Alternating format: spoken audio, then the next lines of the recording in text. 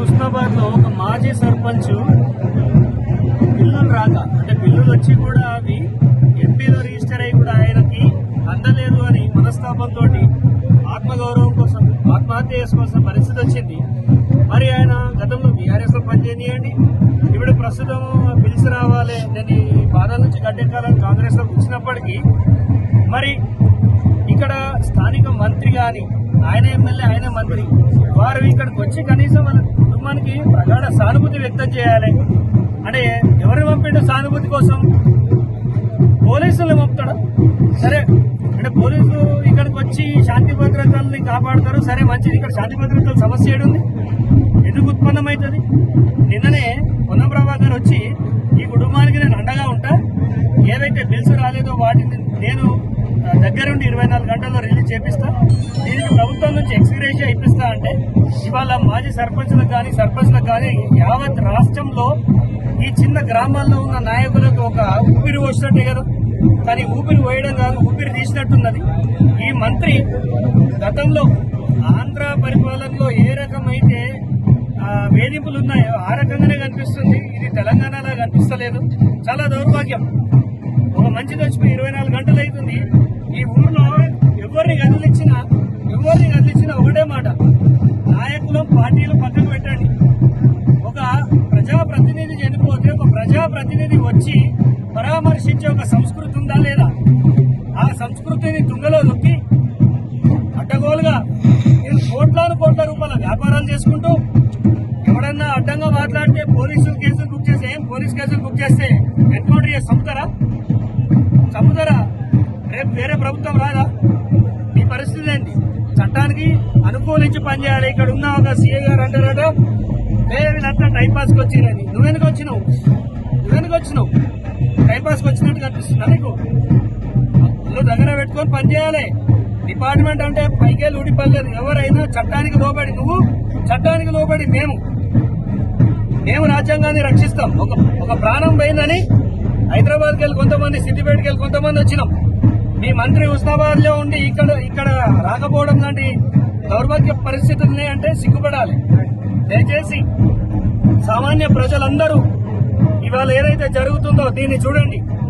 ఒక ఆరోగ్యంగా ఉన్న మనిషి, బీటెక్ చదువుతున్న కొడుకు, రేపటి కోసం ఎన్నో కలలు కంటున్న కుటుంబం పరువు కోసం ప్రాణం తీసుకున్నారు. ఇలా ఎవరు కూడా ప్రాణాలు తీసుకోవద్దు. ఇలాంటి పరిస్థితి వచ్చినప్పుడు ఈ భారం అంతా ప్రభుత్వాలపైన వేయాలి. ఈ ప్రభుత్వం ఏదో చేస్తుంది, ఏదో కాపాడుతుంది అనుకుంటే పెనంల నుంచి పొయ్యిలో పడ్డట్టు చాలా దారుణమైన పరిస్థితులు ఉన్నాయి. ఇక్కడ ముఖ్యంగా హుస్నాబాద్ లో చాలా అధ్వాన పరిస్థితులు ఉన్నాయి. ఈడ రైతులు చచ్చిపోతురన్న, ఇక్కడ ఒడ్లు కొంటలేరు. ఈడ మాజీ సర్పంచులు ఆత్మహత్యలు చేసుకుంటుంటే ఈయన చెరువు సుందరీకరణ మీద గ్లాస్ బ్రిడ్జ్ కడతాడు. ఈ పీనుగులన్నీ తీసుకుపోయి గ్లాస్ బ్రిడ్జ్ మీద వేద్దామా చెప్పు పొన్నం ప్రభాకర్. ఈసారి నిన్ను గెలవనిచ్చే పరిస్థితి లేదు. తస్మాత్ జాగ్రత్త బిడ్డ. నిన్ను ఇదే హుస్నాబాద్ గుండెలో పెట్టుకుని, నేను వచ్చిన 3 నెలలకు 90 రోజులకి నిన్ను గుండెలో పెట్టుకొని నావాడు మావాడు మా బహుజన బిడ్డ అనుకొని నిన్ను కాపాడుకున్నాం. ఇవాళ ఏడా బహుజన బిడ్డ? ఏడున్నాడు? ఒక బహుజన బిడ్డ చచ్చిపోతే బహుజన బిడ్డ ఏడిపోయాడు? ఎవడి వల్ల చచ్చిపోయాడు? ఎంక్వైరీకి ఆలోచించే శాతం అయితే లేదా? దీన్ని మేము తీవ్రంగా ఖండిస్తున్నాం. హైదరాబాద్ లో రానున్న రోజులలో సంపత్ గారి కుటుంబానికి న్యాయం ఎట్లా జరగదో నేను చూస్తా. సీఎం గారి ఇంటి ముందర ధర్నా చేస్తాం. ఇవాళ పోలీసులతోటి ఇక్కడ ఉన్న కొంతమందిని అంచివేస్తావు కావచ్చు.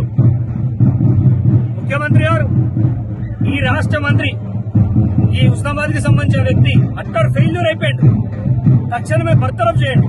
ఇంకా 4 సంపత్తులు తెచ్చుకోక ముందే, హుస్నాబాద్ శ్మశానం కాకముందే ఈయనను మీరు మంత్రి పదవికి వెళ్ళి వీకేరి, మేము ఎమ్మెల్యే పదవికి వెళ్ళి వీకేస్తామని మీకు మాటిస్తున్నాం. ఇలాంటి సంఘటన ఇంకొకటి రిపీట్ కానివ్వం.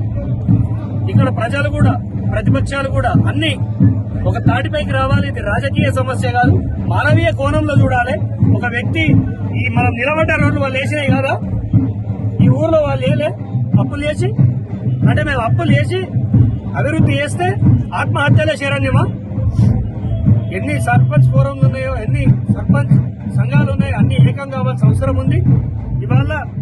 సర్పంచ్ తాను పెట్టిన బిల్స్ రాక ఉపాధి హామీ పథకం కోసం డైలీ లేబర్ గా మారాడు. సిగ్గుపడాలి ఈ ప్రభుత్వం, సిగ్గుపడాలి. ప్రజలారా మీరు కూడా ఆలోచించుకోండి. ఇలా చచ్చిపోయిన సంపత్కి మనం చేసే ఒకే ఒక్క నివాళి, ఆయన చనిపోయిన దానికి కారణకుడు అవడం మనందరికీ తెలుసు. ఈ రాష్ట్ర మంత్రి ఉన్న ప్రభాకరే దీనికి బాధ్యత వహించాలి. బాధ్యత వహించండి కాబట్టి రాలే, నా వల్ల చచ్చిపోయిండు, వీడి కొత్త తంతరు, ఏ పోలీసు వాళ్ళు నన్ను కాపాడలేరనే భయంతో వీడికి రాలేదు. దీనికి సమాధానం రానున్న 2 సంవత్సరాల్లో చెప్తాను. తస్మాత్ జాగ్రత్త.